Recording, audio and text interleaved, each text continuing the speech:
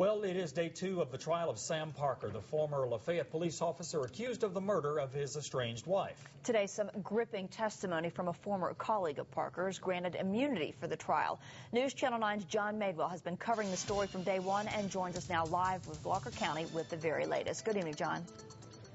Good evening to you, Kim. Ben Chaffin took the stand today and told the jury of deadly violence that Sam Parker told him about committing on his estranged wife, Theresa Parker. But the defense pointed out that is not what he told GBI investigators.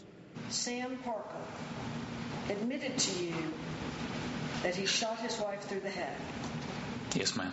Ben Chaffin told the jury that late this afternoon. His testimony visibly affected audience members. Sam Parker was Chaffin's immediate supervisor at the police department and a man Chaffin described as a big brother.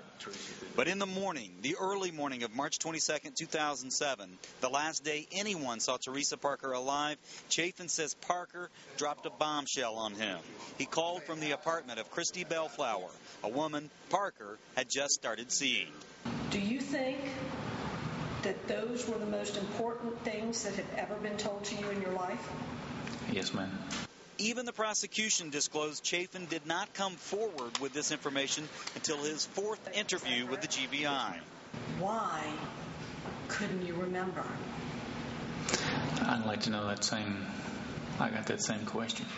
Parker's attorney had many more, an hour plus of grilling.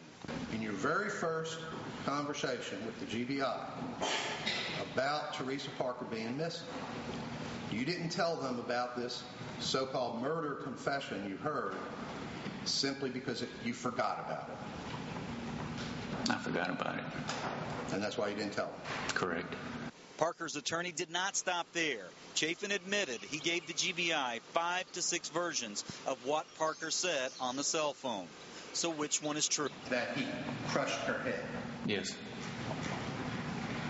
And at other times you told the story, shot her in the head, right? Yes. And at other times you told the story that nothing was talked about but a blonde with big breasts. Yes. The damage of Chaffin's ever-changing story to the GBI brought visible reaction from the lead investigator. But Chaffin choked up when the prosecution tried to reinforce his testimony. I don't got no reason to lie.